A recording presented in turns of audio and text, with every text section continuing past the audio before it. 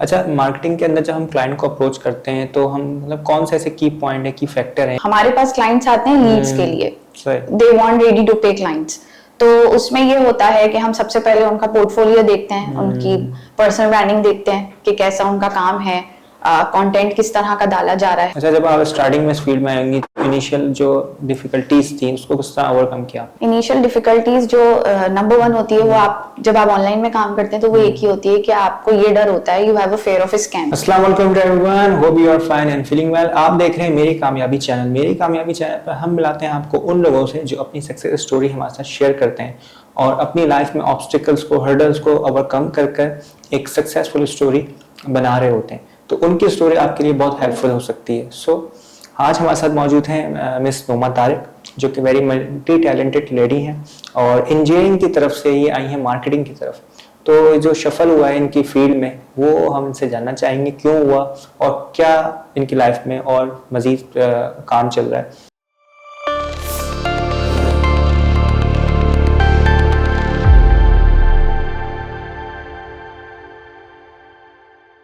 बहुत शुक्रिया मैम आपका कि आपने अपना कीमती वक्त हमारे लिए निकाला और it's really honour for me. अस्सलाम वालेकुम, thank you so much first of all for inviting me. और आपका बहुत शुक्रिया कि आपने मुझे यहाँ बुलाया ताकि मैं अपनी आवाज़ लोगों तक पहुँचाऊँ और उनको मोटिवेट और इंस्पायर कर सकूँ इन एनी वे। Thank you. अच्छा, मुझे स्टार्टिंग का थोड़ा बताइएगा किस तरह आपके करियर का आगाज़ हुआ।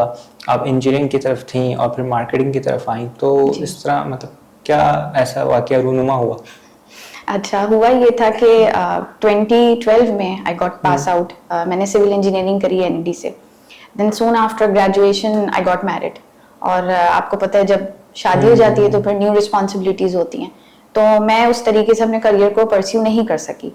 फिर मैंने दूसरी तरफ देखा कि मैं घर बैठ के मेरे पास रिमोट जॉब अपॉर्चुनिटीज क्या हैं कि मैं कुछ करूँ भी and at the same time I can give time to my family and kids. तो फिर मैं मार्केटिंग की तरफ आई, मुझे इसमें ज़्यादा स्कोप उस वक्त नज़र आया। लेकिन मैं ये नहीं कहूँगी कि इंजीनियरिंग मैंने की, एनईडी ने मुझे बहुत रिकग्नाइजेशन दी है। और मैं आज भी जब लोगों से बात करती हूँ, और learning in any way is not a waste. तो ऐसा नहीं है कि इंजीनियरिंग करी तो वो वेस्ट हो गई, क्योंकि मैं लोगों से बहुत सुनती थी, ये बहुत कॉमन है, आपने भी सुना होगा कि तुमने क्यों एनईडी की एक सीट वेस्ट कर दी, तुम्हारी जगह एक लड़का आके पढ़ लेता। ये बहुत सुना मैंने। तो मुझे ना उस वक्त बड़ा गुस्सा आता था। मैं कहती थी मैंने मेरिट पे किया है, मैंने किसी को रोका तो नहीं था। आप मेहनत कर लेते, आप ग्रेड्स लेकर आते, आपका एडमिशन हो जाता। लेकिन एक इंजीनियर हो या डॉक्टर हो, एक मगर अब जब वो स्टे एट होम मॉम होती है तो उसकी एजुकेशन उसके बच्चों में अपब्रिंगिंग में नजर आती है। So education is never a waste.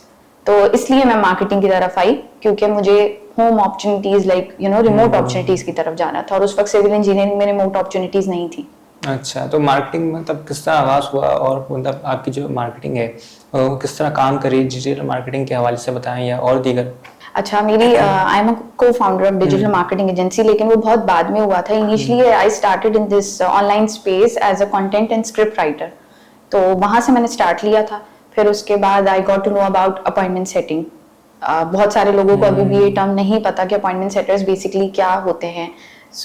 मैं उसको थोड़ा सा इनिशिएट कर देती हूँ कि appointment setters are basically the people who breach the barrier between the clients and the customers, और वो qualified ready to buy clients लाकर देते हैं business owners को। तो जब मुझे सर्विसेज के बारे में पता चला तो ये काफी यूनिक है। और I guess it would be a lesson for everyone who is watching me today कि आपने हमेशा जब भी आप करियर का इंतखाब करें तो माइक्रो नीच को पकड़ें जिसमें बहुत सारे लोग ना हों, ताकि आपकी डिमांड हमेशा रहे। तो मैंने अपॉइंटमेंट सेटिंग फिर लर्न करी। Then I started working as an appointment setter. फिर उसके बाद यहाँ से वो मार्केटिंग की तरफ में आई, सेल्स एंड मार्केटिंग में। फिर मैंने अपनी डिजिटल मार्केटिंग एजेंसी खोली।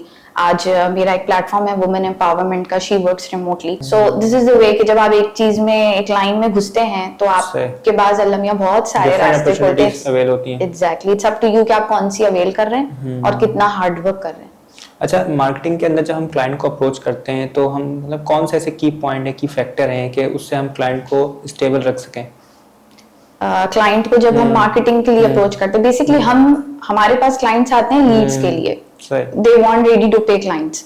तो उसमें ये होता है कि हम सबसे पहले उनका पोर्टफोलियो देखते हैं, उनकी पर्सनल ब्रांडिंग देखते हैं कि कैसा उनका काम है, कंटेंट किस तरह का डाला जा रहा है। Because personal branding is a very key point when you want to attract clients instead of chasing them.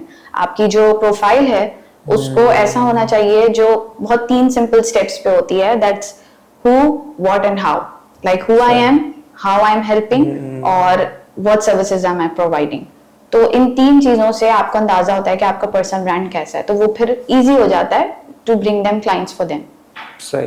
अच्छा, जब आप स्टार्टिंग में इस फील्ड में आएंगी तो इनिशियल जो डिफिकल्टीज थी उसको किस तरह ओवरकम किया? इनिशियल डिफिकल्टीज जो नंबर 1 होती है वो आप जब आप ऑनलाइन में काम करते हैं तो वो एक ही होती है कि आपको ये डर होता है, you have a fear of scam, कि मैं काम कर रही हूँ and what if I don't get paid for it. और मेरे साथ ऐसा 2 बार हुआ। लेकिन जो उसमें इंपॉर्टेंट चीज है वो ये कि स्कैम्स को अगर आप दूसरे तरीके से यूज कर लें, मुझे वहां से जो टेस्टिमोनियल्स और फीडबैक्स मिले थे, although I didn't get paid for my hard work, जो मैं उनको लीड्स ला के दे रही थी, उनकी मीटिंग्स स्केड्यूल कर रही थी, उन्होंने मुझे उसके लिए पे नहीं किया।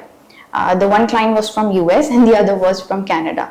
But still, मैंने क्या किया कि वहां से जो मुझे टेस्टिमोनियल्स और एप्रिसिएशंस मिलते थे, I posted them on my profiles. उससे क्या हुआ, जो और मुझे लोग देख रहे थे, they got trust कि हाँ वाकई ये काम कर रही हैं, रिजल्ट्स आ रहे हैं, फीडबैक्स अच्छे हैं। उससे मुझे और क्लाइंट्स मिले। जब मुझे और क्लाइंट्स मिले, मेरा एक अथॉरिटी बिल्ड हुई, तो मैंने फिर अपनी टर्म्स पे काम करना स्टार्ट करा, that I have 50% advance of the salary और उसके बाद मैं काम करूंगी।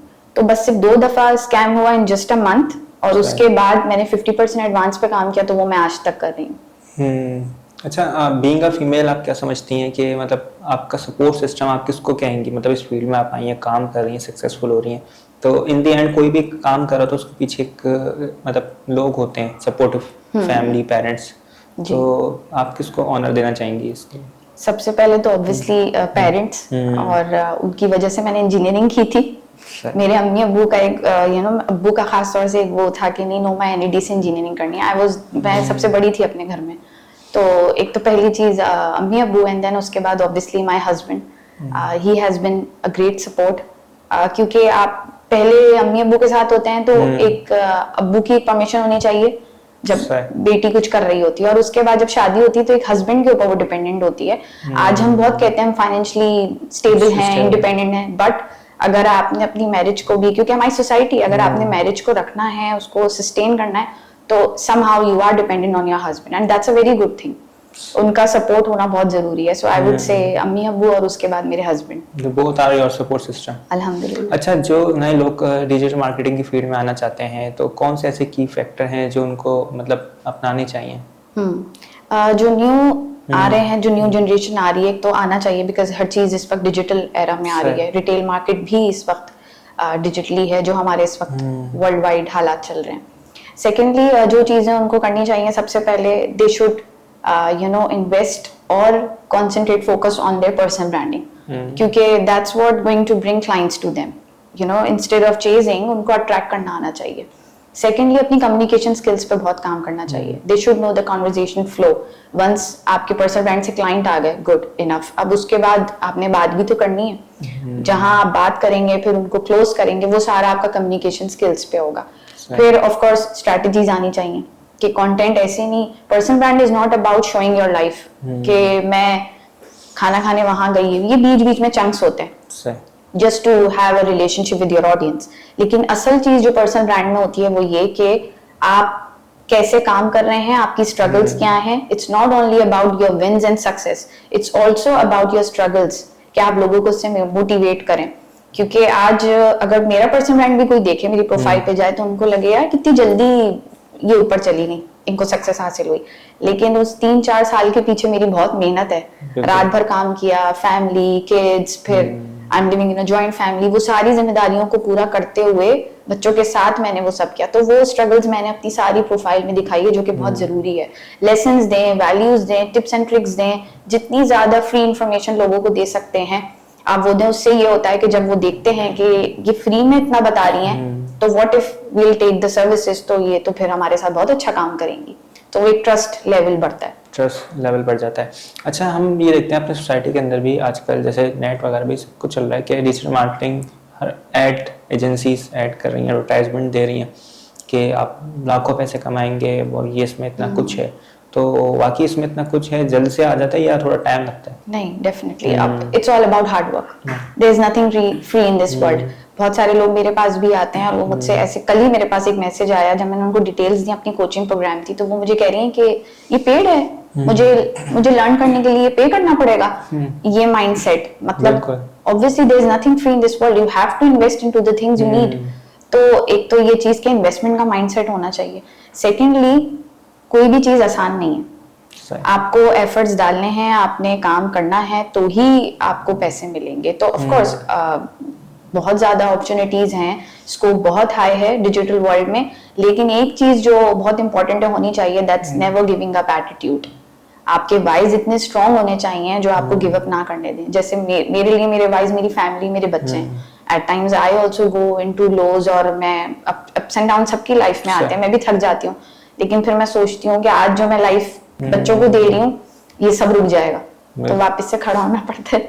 अच्छा, हम जब अपॉइंटमेंट सेटिंग करते हैं तो उसमें बहुत से लोग लीड जनरेट कर लेते हैं लेकिन कॉल बुक नहीं कर पाते, तो उसमें कौन से ऐसे मिस्टेक्स होती हैं? अच्छा, जब लीड्स हम जनरेट करते हैं लेकिन कॉल्स बुक नहीं कर पाते, उसमें जो नंबर 1 थिंग है, जैसे मैंने भी थोड़ी देर पहले मेंशन किया था, योर कन्वर्सेशन फ्लो।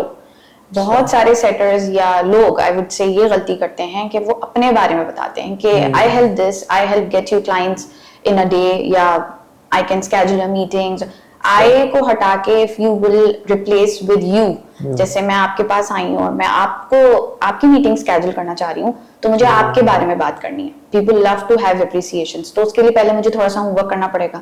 मैं आपकी प्रोफाइल को थोड़ा सा रिव्यू करूँ, मैं देखूँ आप क्या सर्विसेज दे रहे हैं, करंटली आपकी कोई वर्कशॉप तो नहीं हो रही है, आपका बैनर क्या बोलता है। तो मैं जब अपनी कन्वर्सेशन स्टार्ट करूंगी आपके साथ, तो इट्स ऑल अबाउट यू, कि मैं आपको बोलूं कि जैसे लेट्स सपोज आपकी प्रोफाइल मैंने देखी है, आपकी करंटली कोई वर्कशॉप चल रही है एंड यू वांट एनरोलमेंट्स, तो मैं वहीं से स्टार्ट लूंगी कि I saw your, I just love doing what you are doing in this space, it's so amazing, and I would love to know, do you really have a space currently for your workshops or you're closed?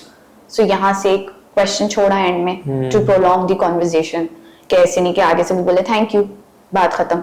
तो इस conversation flow पे बहुत depend करता है कि आप meetings close कर पा रहे हैं या नहीं। कॉन्वर्जेशन में डिपेंड करता है, कम्युनिकेशन स्किल्स भी इसमें बहुत ज्यादा मैटर करती हैं। Exactly. अच्छा, कौन से ऐसे 3 स्टेप्स हैं जो पर्सनल ब्रांडिंग को और ज्यादा मजीद बेटर कर सकते हैं?